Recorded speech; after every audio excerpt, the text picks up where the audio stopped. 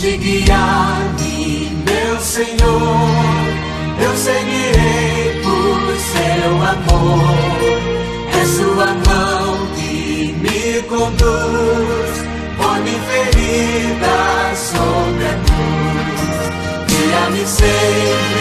Senhor, para todos os nossos irmãos, professores e professoras da Escola Bíblica Dominical e demais alunos. Estamos dando início a mais uma pré-aula.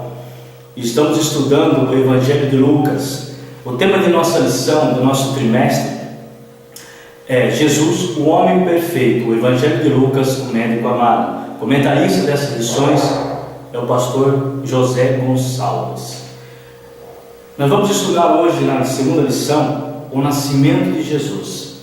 Nós vamos estudar sobre o nascimento deste Salvador que veio na terra para salvar aqueles que estavam perdidos, buscar aqueles que estavam perdidos. Pois bem, nós temos os nossos personagens da nossa lição, nós vamos estudar sobre eles, enfim, sobre um contexto maravilhoso que Lucas nos relata sobre o nascimento de Jesus. O nosso textual desta lição se encontra em Lucas 2,7, que nos diz assim: e deu à luz a seu filho primogênito, e envolveu-o em panos e deitou-o numa manjedoura, porque não havia lugar para eles na estalagem. Lucas 2,7. A nossa verdade prática nos diz assim: Deus revelou o seu amor à humanidade ao enviar a este mundo o seu Filho Jesus. Então, nós temos uma narrativa que Lucas nos conta em seu Evangelho de forma maravilhosa sobre o nascimento de Jesus, como foi esse nascimento de Jesus. E é o nascimento do nosso Salvador. Pois bem, a nossa introdução, antes de nós entrarmos em nossa segunda lição desse trimestre, nos diz assim: o nascimento de Jesus traz o cumprimento das profecias dada por Deus no Velho Testamento, conforme Isaías 7,14 e Miqueias 5, do 2 ao 5, e que se cumpriu após 400 anos de silêncio, como também o apóstolo Paulo menciona, um título assim interessantíssimo, Plenitude dos Tempos, em Gálatas 4:4. O nascimento se deu a um período em que o Império Romano dominava o mundo através da dinastia de César, que é um título, você vai encontrar aí, de 12 ditadores, entre o Velho Testamento como o Novo Testamento, e César, dos quais 4 são mencionados no Novo Testamento, que são eles: Augusto César, em Lucas 2:1, Tibério César, Lucas 3:1, Marcos 12:14 também, e Carlos César também, em Atos 11, já entra no segundo livro escrito por Lucas, 11:28, e Nero, Atos 25:11. Esse Nero, na época, era do julgamento, provavelmente era Nero no julgamento que se deu ao apóstolo Paulo. César Augusto, o primeiro imperador que reinava quando Jesus nasceu, conforme Lucas 2:1. Augusto quer dizer venerado, majestoso. Nós temos também na nossa leitura bíblica em classe, quando você lê nos capítulo 2, versículo 2, esse primeiro listamento foi feito sendo Cirene, governo da Síria. Nós temos o nome dele Cirene, e que nós conhecemos como Quirino, que nasceu por volta de 50 depois de Cristo. O historiador Tácito escreveu que Quirino foi um bravo soldado, e aquele imperador destinou recompensou com um cargo de cônsul, e que ocupou várias funções administrativas, conforme lemos em Lucas 2:2. Independente desses fatos desta época, aquele que estava por vir seria o rei de todas as nações. O seu nascimento é uma das mais belas narrativas contada por esse Evangelho de Lucas. Lucas 2, do 1 ao 7, e conforme Mateus 2:1, de uma forma simples, humilde, nasceu o Redentor. Pois bem, a nossa leitura bíblica em classe se encontra em Lucas 2, do 1 ao 7, que nos diz assim: e aconteceu naqueles dias que saiu um decreto da parte de César Augusto, para que todo mundo se alistasse. Esse primeiro alistamento foi feito sendo Cirene o governador da Síria, e todos iam alistar-se cada um à sua própria cidade. E subiu da Galiléia também José da cidade de Nazaré, a Judéia, a cidade de Davi, chamado Belém, o que era da casa de família de Davi, a fim de alistar-se com Maria, sua mulher, que estava grávida. E aconteceu que, estando eles ali, se cumpriram os dias em que ela havia de dar à luz. E deu à luz o seu filho primogênito, e envolveu em panos e deitou numa manjedoura, porque não havia lugar para eles na estalagem. Pois bem, aqui narra para nós o nascimento de Jesus. E aconteceu naqueles dias, aconteceu o decreto de César Augusto para que o alissasse. Então esse alistamento que foi feito era justamente para cobrar mais impostos, porque o Império Romano dominava o mundo na época, né? Então eles queriam cobrar mais impostos. Todos aqueles que eram das suas cidades natais tinham que se destinar, que estavam localizados dentro do Império Romano, tinham que se destinar às suas cidades natais, para que fosse feito esse alistamento. Esse alistamento nós conhecemos também, podemos dizer para você, como se fosse no IBGE, nosso aqui no Brasil, que é o Instituto Brasileiro de Geografia e Estatística, né? Que enumera a quantidade de pessoas, de cor, de sexo, enfim, classe social. Então, esse censo, esse alistamento também, o censo, era para que fosse numerada a quantidade de pessoas que estavam sob esse domínio romano e que fossem cobrados mais impostos, né? Isso você pode ressaltar isso para teu aluno, para os seus alunos. Pois bem, o primeiro tópico da nossa lição nos diz assim: o nascimento de Jesus no contexto profético. Aí nós temos aqui primeiro ponto, a poesia e profecia, e segundo ponto, a restauração do Espírito Santo. Pois bem, em forma de cânticos espirituais de Maria, Magnificat de Maria e de Zacarias, Benedictus de Zacarias, conforme Lucas 1, 46, 45 e Lucas 67, 79, nós podemos entender isso como uma forma de poesia, né? Em que a alegria deles em cantos espirituais, dessas promessas que eles receberam, dessas bênçãos que eles receberam do Senhor, né? Nós conhecemos como umas belos cânticos espirituais. Nós falamos isso no nossa primeira pré-aula sobre esses cânticos espirituais que vocês iriam ver durante a lição, que é Magnificat de Maria, né? E Benedictus de Zacarias, né? Encontramos isso em Lucas 1, 46, 55 e também em Lucas 67, 79. Então, em forma de poesia, em forma de cântico, né? E também temos na parte profética que Maria ressalta a promessa feita a Abraão, conforme Lucas 55, que ele seria o pai, né? Que é o pai da promessa, que ele está escrito a tenda, né? Que ele contasse as estrelas, enfim, que ela ressaltando da promessa que foi feita a Abraão, que estava se cumprindo, que Deus ele promete e também cumpre as suas promessas. E Zacarias ressalta já os profetas, que já na antiguidade, no tempo dos profetas, Deus já falava, né? E falou. Ele ressalta isso em Lucas 1,70. Lucas 1,70. Em forma profética, né? Lucas 1,70.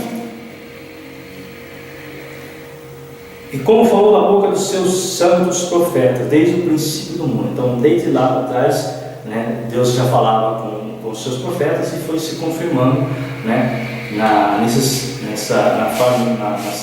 nos seus cânticos, né, espirituais, através da sua profecia. Também Maria ressalta 1,55. E como falou nossos pais, com Abraão e sua posteridade para sempre. Então, é só uma confirmação da poesia em forma de cantos espirituais e da profecia que foi se cumprida em Zacarias e Maria. Ele só ressalta isso aí. A restauração do Espírito Santo. Nós podemos observar que nos primeiros capítulos de Lucas, ele ressalta muito bem, como nós já falamos também na nossa primeira pré-aula, sobre a ênfase que ele dá muito sobre o Espírito Santo. Então não seria diferente, porque o Espírito Santo dito em seu Evangelho, né? E também falou aos seus personagens que nós estamos estudando dentro do contexto bíblico do Evangelho de Lucas. No terceiro Evangelho de Lucas, dá uma grande importância para o Espírito Santo, que foi revivificado com a vinda do Messias. Conforme Lucas 1,41, e aconteceu que ao ouvir Isabel a saudação de Maria, a criancinha saltou no seu ventre, e Isabel foi cheia do Espírito Santo. Aí nós temos aqui 67 já, falando com Zacarias. E Zacarias, seu pai, foi cheio do Espírito Santo e profetizou dizendo, pode ser o de 68, bendito o Senhor de Israel, porque visitou e remiu o seu povo.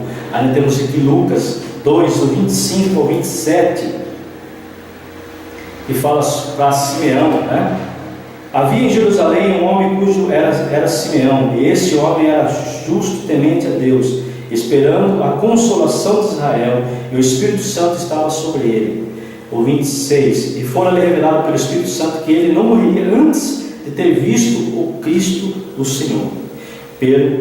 O Espírito foi ao templo, e quando os pais trouxeram o menino Jesus para com ele, procederam segundo o uso da lei. Então, o Espírito Santo revivificou, né, esses personagens da Bíblia que nós estamos estudando. Maria, né, Maria, quando foi visitar a sua prima Isabel, a criança que estava dentro do ventre de Isabel, que era João Batista, né, se saltou, foi cheio do Espírito Santo, saltou do seu ventre quando recebeu a saudação de Maria, sua prima Isabel.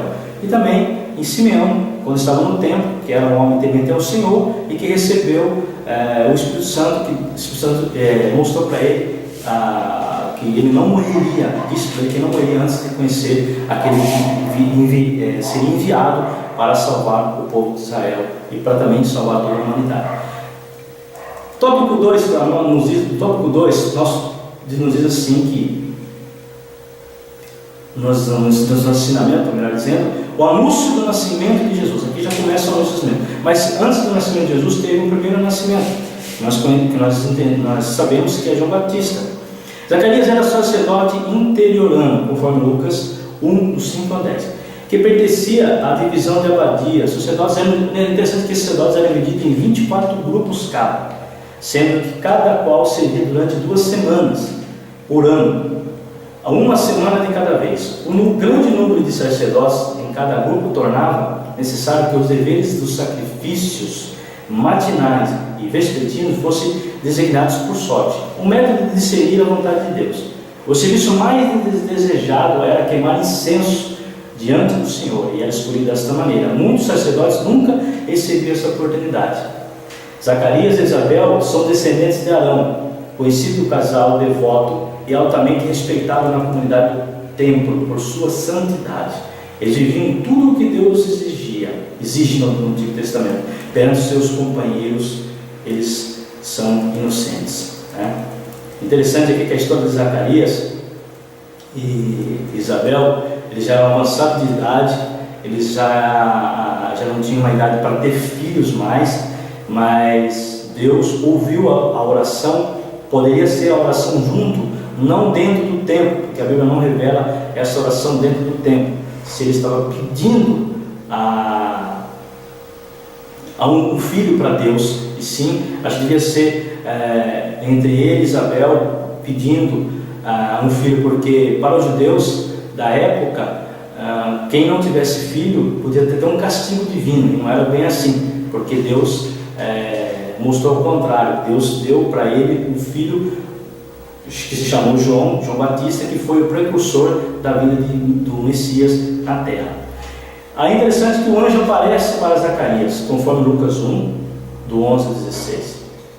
Anunciando o nascimento de João Batista, ele fica com medo, mas o anjo diz para ele se acalmar, que sua oração foi ouvida e que sua mulher Isabel teria filho, e que se chamaria João, e que seria motivo de muita alegria. Nós falamos muito disso na nossa primeira aula, que ele dá ênfase à alegria, né?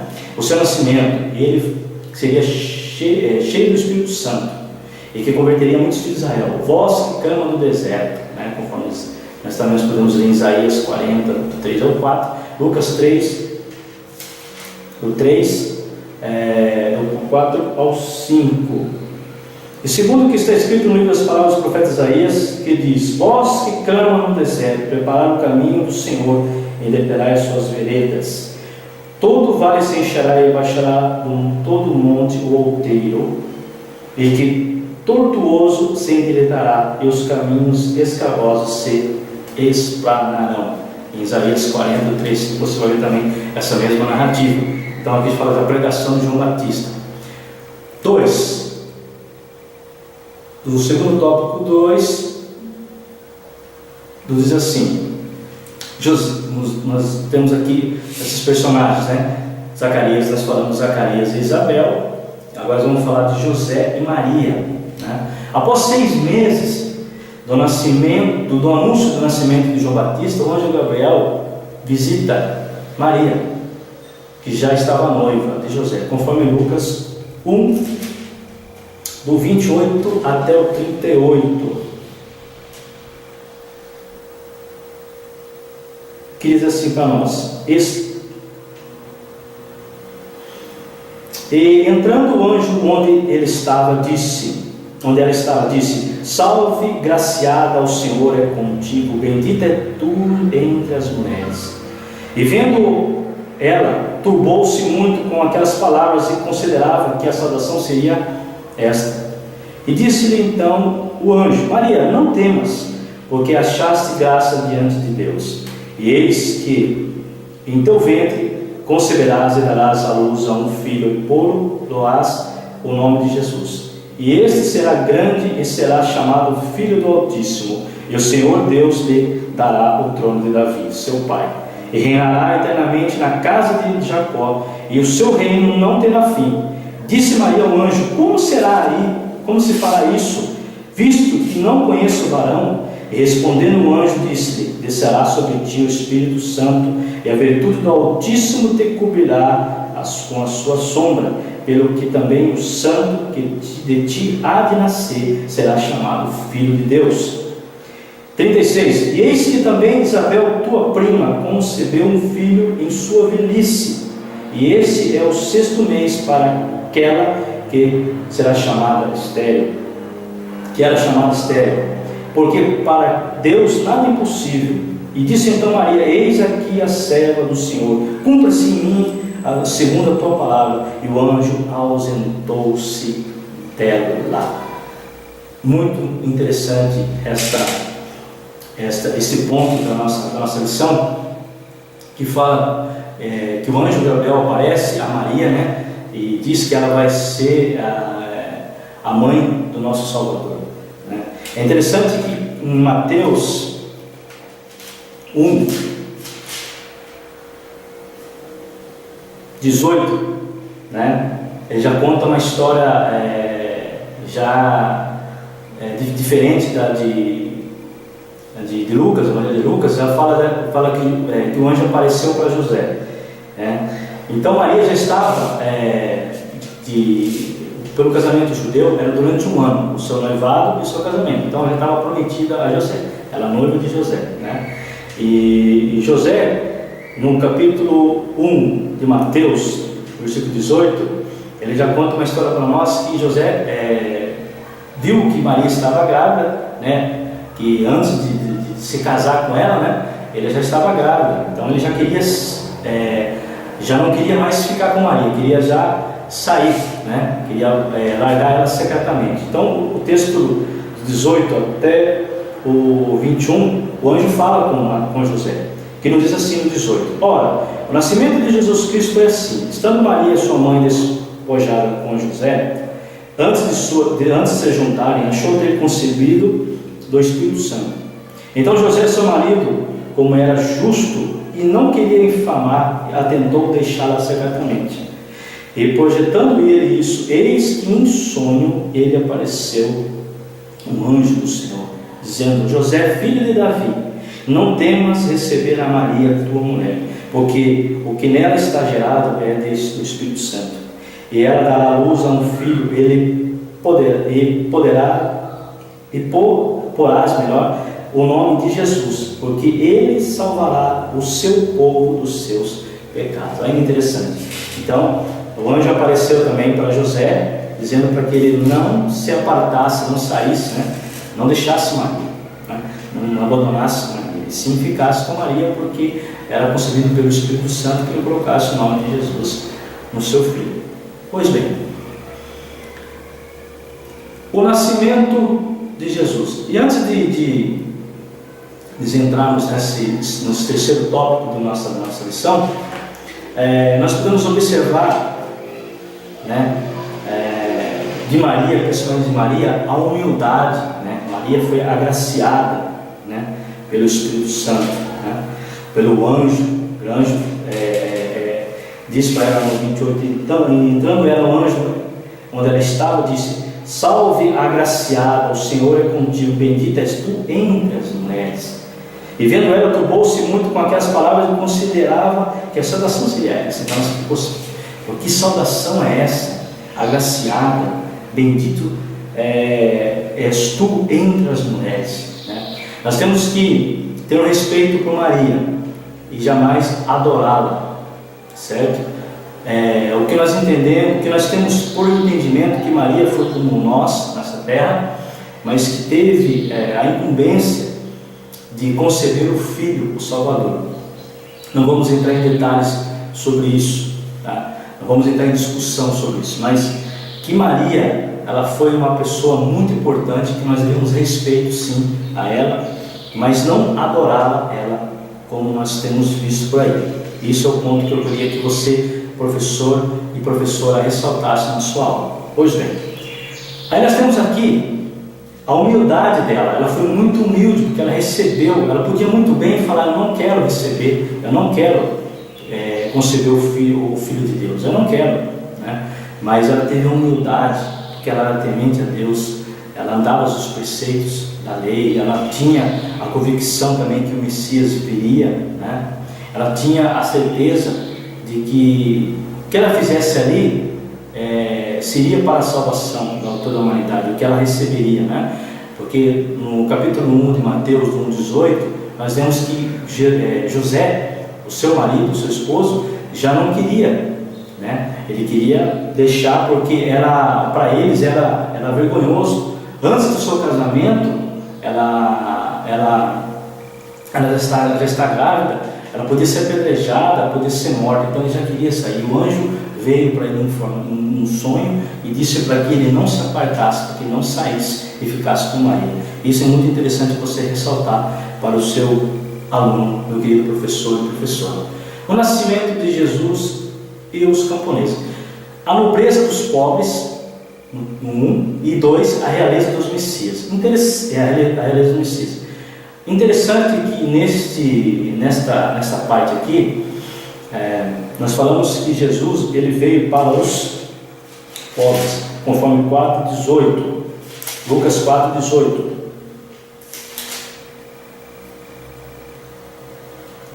O Espírito do Senhor é sobre mim, pois me ungiu para evangelizar os pobres e enviou-me a curar os quebrantados de coração. Esses pobres que nós, até na aula passada eu falei, esses pobres, até o comentarista também fala, tanto da parte material como parte espiritual.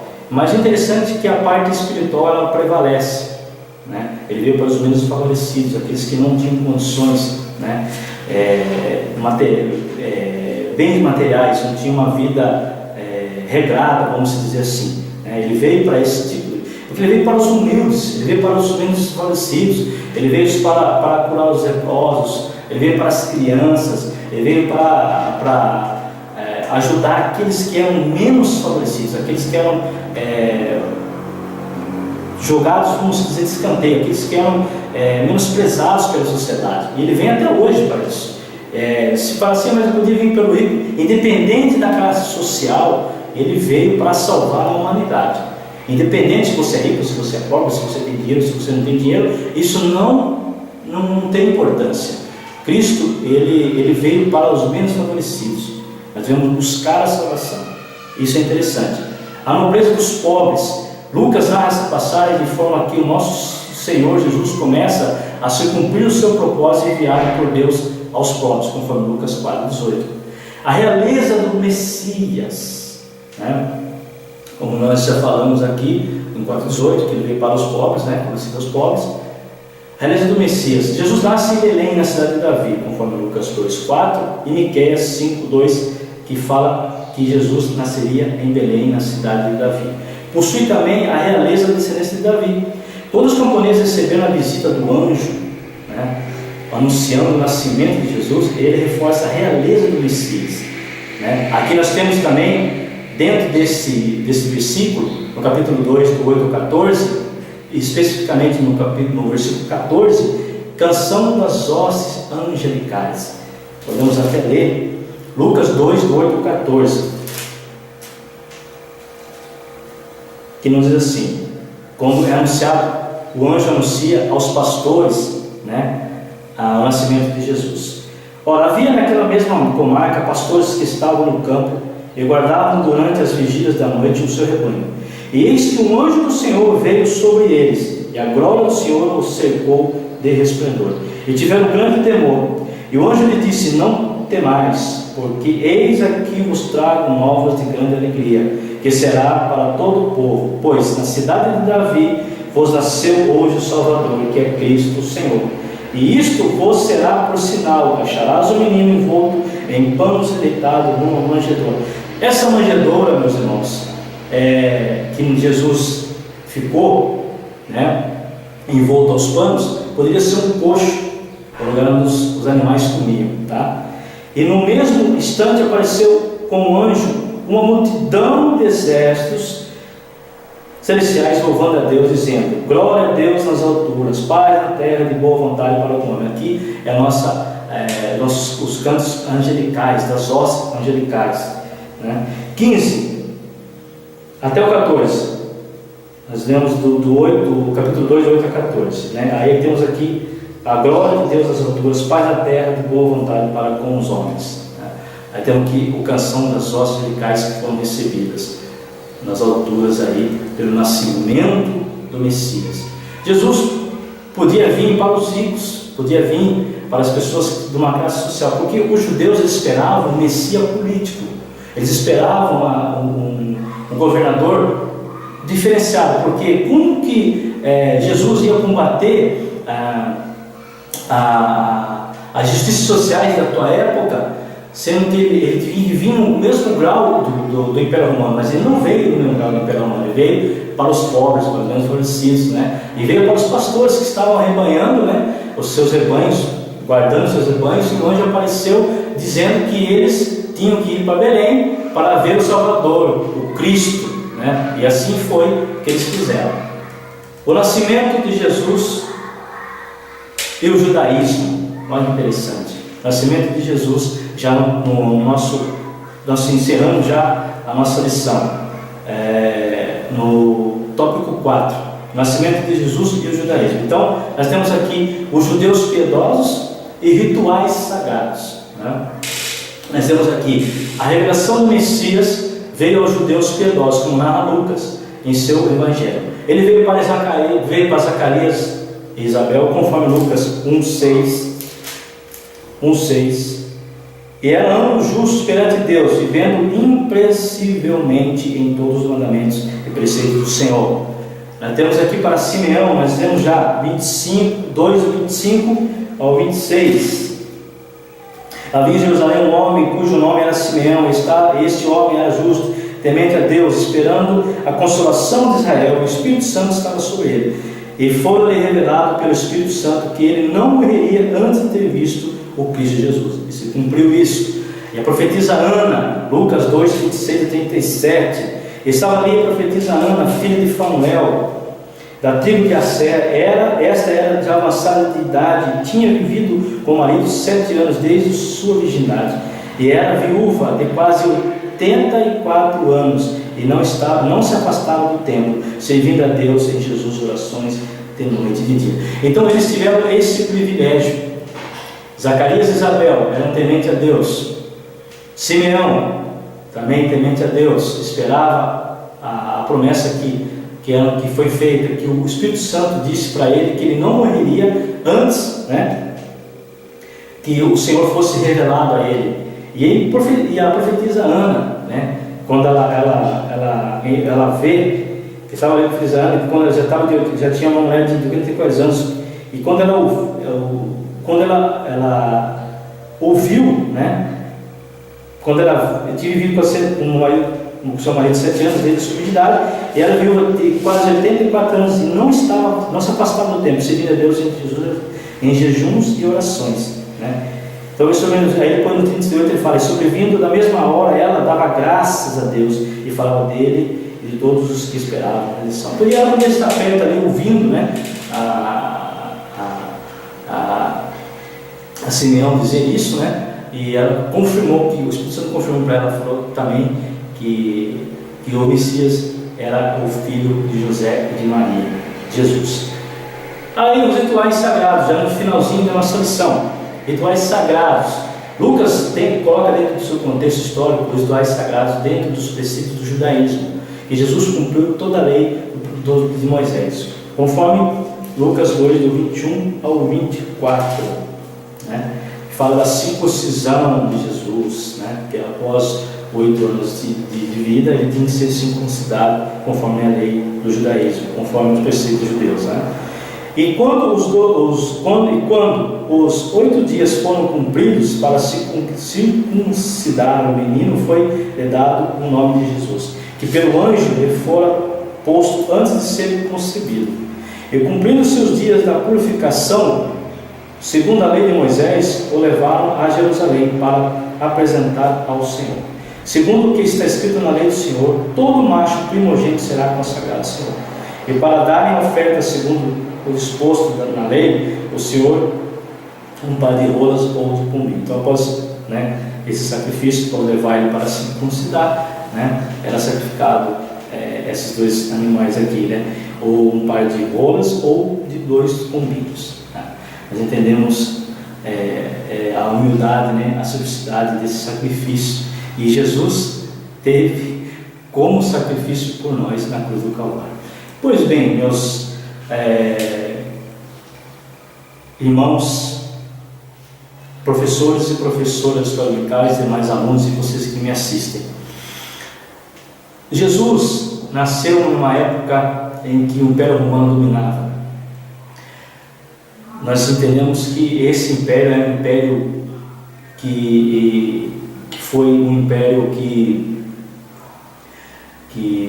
vamos dizer assim, um império que foi contra a história, não conseguiu ir contra a história de Deus, porque se você for analisar César Augusto, né, quando era governador de Roma na época, e Cirene, né, que administrava, então foi tudo do seu tempo, na hora certa, Deus faz as coisas completas, e fez assim com eles, né, apesar de ser pagões, enfim, usou eles de forma belíssima, porque fez com que esse decreto fosse feito, esse censo, melhor dizendo, decreto não, esse censo fosse estabelecido na época, que narra por Lucas, né, e que eles fossem para as suas cidades natais, se alistarem, né, e nesse caminho, indo para Belém, né, Jesus nasceu, nosso Salvador nasceu, e nasceu de forma muito simples, de uma forma sublime, nasceu numa manjedoura. Essa manjedoura, como eu já disse, ela podia ser um coxo, os animais se alimentavam, nessa estalagem, um beco onde ficavam animais,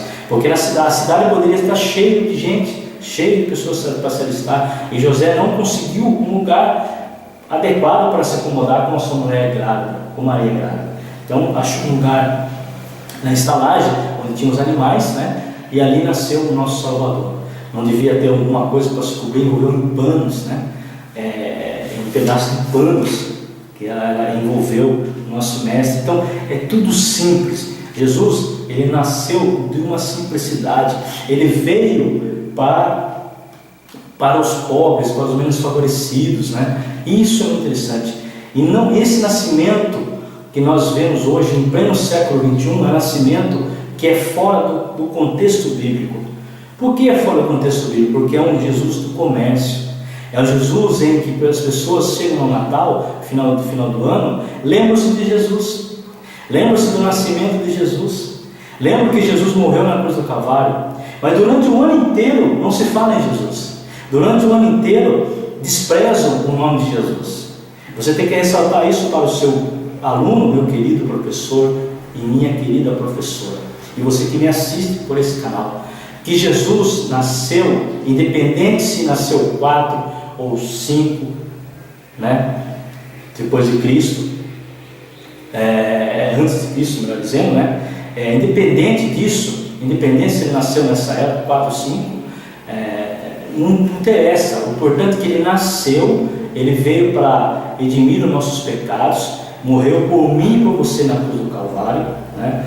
E que muitas pessoas têm que entender isso. Não chegar no final do ano, como nós vimos por aí, que nós temos observado, que a essência, o nascimento de Jesus é o ano inteiro. É o ano inteiro você falando de Jesus, você falando no ano inteiro que Jesus salva, que Jesus batiza, que Jesus cura, que Jesus traz aqueles que estão perdidos, né?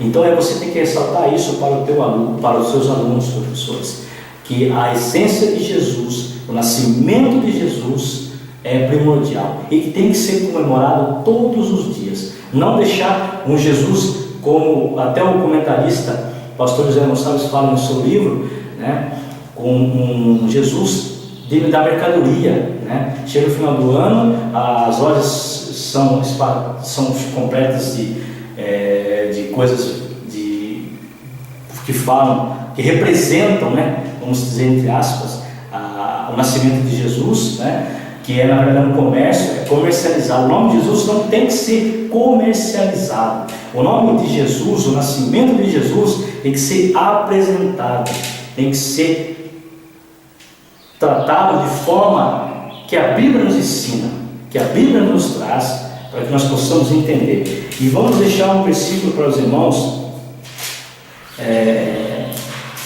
que fala justamente disso, que Jesus veio fazer na terra, porque o Filho do Homem veio buscar e salvar o que se havia perdido, conforme Lucas 19 e versículo 10. Então ele veio buscar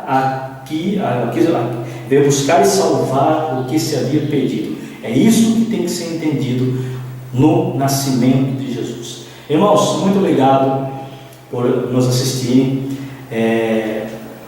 Vocês podem acessar as nossas aulas pelo nosso Facebook, na chamada que nós temos no nosso início das nossas aulas. Que vocês tenham uma aula cheia do Espírito Santo e que vocês possam passar o conhecimento que vocês têm para os seus alunos dessa maravilhosa que ela é considerada no mundo de uma forma simples, o nascimento de Jesus, humilde, como Jesus nasceu, né? Como Jesus veio a este mundo e veio de forma simples, humilde, e que nós possamos seguir o exemplo de Cristo na terra. Muito obrigado por nos assistir, e que Deus abençoe a todos vocês, e que vocês tenham uma ótima aula, em nome de Jesus. Obrigado.